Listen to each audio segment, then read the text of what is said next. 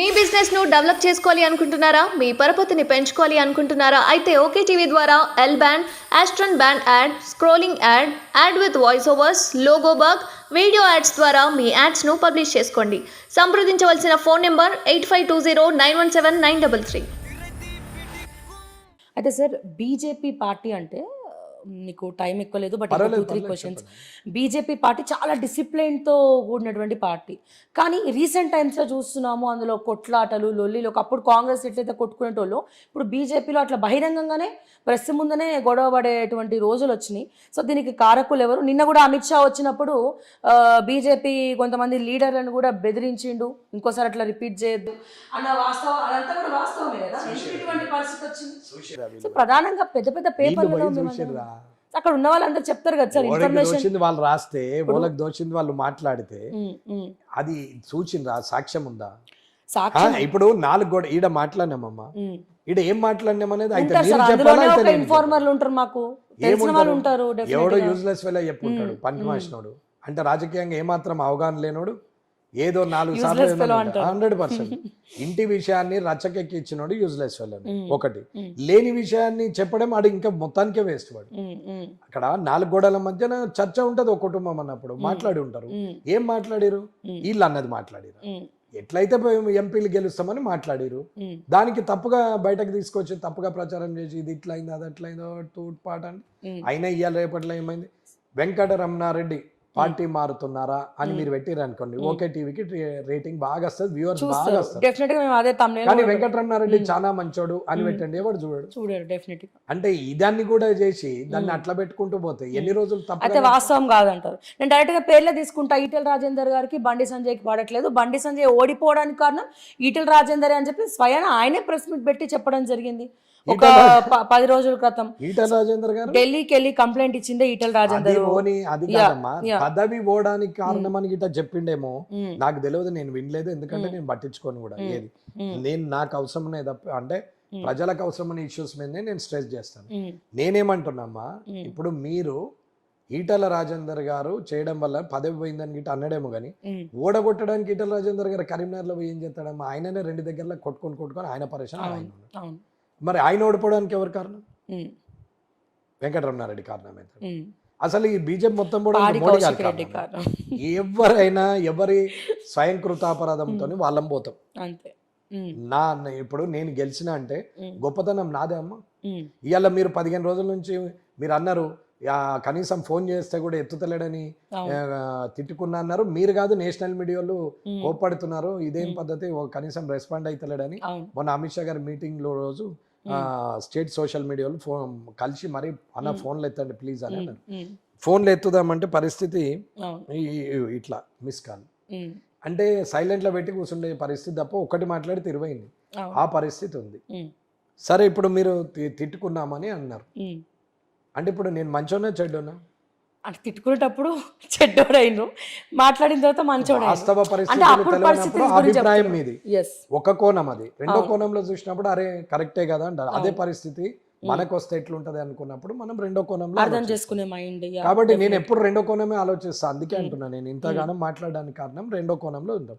మీ దిక్కుంటే నేను ప్రశ్నలు ఏం అడగలను, నేను అడుగుతుంటే, కానీ మీరు అడిగిన ప్రశ్నలు ఏముంటాయి అనేది దాన్ని బట్టి సమాధానం చెప్తున్నాను. అక్కడ ఉంటే ఎట్లా, ఇక్కడ ఉంటే ఎట్లా, అక్కడ మీ బాధ్యత అది, మీరు ఏదైనా అడగచ్చు. ఇక్కడ నా బాధ్యత ఏంది, దాన్ని సామరస్యంగా కరెక్ట్ గా అనలైజ్ చేసి చెప్పాలి. ఇది నా బాధ్యత. మీరు మాట్లాడిరని నేను మాట్లాడితే నేను ఒక కొన్ని లక్షల మందికి రిప్రజెంటేటివ్, నేను బ్యాలెన్స్గా మాట్లాడాలి. మీరు ఖచ్చితంగా మీరు సామాజికంగా మీరు రెస్పాన్సిబుల్ క్వశ్చన్ ప్లేస్లో ఉన్నారు, ప్రశ్నించే స్థాయిలో ఉన్నారు, ప్రశ్నించవచ్చు, తప్పేం లేదే దాంట్లో.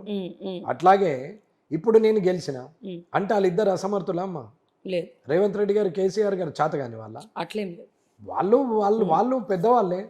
ఇవాళ ఈ సెలబ్రిటీ హోదా వచ్చింది, మీరు 15 రోజుల నుంచి నా ఎంబడబడుతున్నారు. దీనికి కారణం ఎవరు? 3 ఉంటారు. ఒకటేమో పార్టీ నన్ను నమ్మి టికెట్ ఇచ్చడం, 2 నన్ను నమ్మి ఓట్లు వేసిన జనం, 3 నా మీద పోటీకి వచ్చినటువంటి ఆ ఇద్దరు చేయడం వల్లనే నేను ఇలా నేషనల్ వైడ్ తెలిసిన. ఆ ఇద్దరు రాకున్నా పార్టీ టికెట్ ఇచ్చి ప్రజలు గెలిపించిన 119లో ఒక్కొన్ని. మీ వల్ల పార్టీ గెలిచింది అనుకుంటున్నారా, పార్టీ వల్ల మీరు గెలిచింది అనుకుంటున్నారా? పార్టీ గెలిచడము, నేను గెలవడము, కార్యకర్తలు గెలవడము, ప్రజలు గెలవడము, ఇవి 4 భాగాలమ్మా. ఈ 4 భాగాలలో ఎవ్వరు లేకుండా దీనికి విలువ లేదు. Party 25%, cadre 25%, candidate 25%, public trust 25%. ఈ 4గిట్లలో ఏది లోపించినా ఓడిపోతాము. అది ఇప్పుడు కాదు, నేను నెక్స్ట్ టైం కూడా ఇదే పద్ధతిలో కథం అవుతాయి. కథం కావచ్చు, గెలిస్తే మళ్ళీ గెలవచ్చు. కానీ ఇందులో ఏది లోపం అనేది కూడా ఉండాలి. నాదా, పార్టీదా, క్యాడర్దా, ప్రజలదా చూసుకోవాలి. మ్యాక్సిమం ఏముంటుంది, క్యాండిడేట్దే ఉంటుంది. పార్టీ ప్లాట్ఫామ్ ఒక డిసిషన్ ఉంటుంది. పార్టీ ప్లాట్ఫామ్ లేకుండా క్యాండిడేట్కి ఎట్లా గెలుస్తాము? 15 రోజుల్లో ఒక సింబల్ వస్తుంది. ఆ సింబల్ని ప్రజల్లోకి తీసుకుపోవడానికి సమయం సరిపోతుందా? సరిపోదు కదా. కానీ పువ్వు అనేది పర్మనెంటే కదా, ఆ సింబల్ ఆల్రెడీ నోటెడే కదా. ఇది ఒక్కటే అర్థం చేసుకోవాలి. అంటే ఆల్రెడీ నోటెడ్ ఉన్న బండి ఎక్కినాం. బండి గొప్పదనమా, నీ గొప్పదనమా అంటే? ఎక్కింది గొప్పదనమా, ఎక్కించుకున్నది గొప్పదనం అంటే? బస్సు గొప్పదనమా, ప్రయాణికుడి గొప్పదనం అంటే? ఎట్లా అవుతుందమ్మా అట్లా? అది సైమల్టేనియస్గా అందరం కలిసి చేసేది. కానీ చాలా తెలివిగా ఆన్సర్ చెప్తున్నారు సార్ మీరు. తెలివిగా నేను ఇందాక ఏమడిగా మిమ్మల్ని, ఈటల రాజేందర్ గారు అండ్ బండి సంజయ్ గారు గొడవల గురించి అడిగితే మీరు అట్నుంచి ఇటు నుంచి అట్టేసి దానికి ఆన్సర్ చెప్పలేదు. బండి సంజయ్ గారికి, ఈటల రాజేందర్ గారికి గొడవలు ఉన్నాయా లేవా భగవంతుడికి ఎరుక. పార్టీ సడన్ గా తీసేయడము, వేరే వాళ్ళను కిషన్ రెడ్డి గారిని తేవడం పార్టీ నిర్ణయము. నష్టం జరిగింది అనేది పార్టీకి అభిప్రాయం అదే, నా అభిప్రాయం అదే, జనం అభిప్రాయం అదే, మీడియా అభిప్రాయం కూడా అదే. ఇందులో ఏ ఒక్కరి అభిప్రాయం మార్పు లేదు కదా. నిజమే కదమ్మా. నిజమే. మరి అయిపోయాయి, ఇంకేముంది దాంట్లో, ఏం మాట్లాడుతాం చెప్పండి. బట్ దీనివల్ల కొంతమంది పెద్దలు పార్టీ మారబోతున్నారు, కాంగ్రెస్లోకి రాబోతున్నారు. నేనే నా మార్నింగ్ న్యూస్లో చెప్పిన, మాకు వచ్చిన ఇన్ఫర్మేషన్ వరకు బీజేపీలో ఉన్నటువంటి కొంతమంది ఎమ్మెల్యేలు కావచ్చు, లేకపోతే ఈటల రాజేందర్ గారు కావచ్చు, కొంతమందిని రేవంత్ రెడ్డి గారు కాల్ చేయడం జరిగింది. ఎంపీ టికెట్స్ ఇచ్చి కంటెస్ట్ చేయించబోతున్నారు, ఈ గొడవల్ని ఆసరాగా తీసుకొని వెళ్ళబోతున్నారు గంపగుత్తిగా కొంతమంది అని చెప్పి టాక్ వస్తుంది. సరే, ఎవరు వెళ్తారో ఎవరు వెళ్ళరో నాకు తెలియదు అమ్మా, నాకైతే తెలియదు.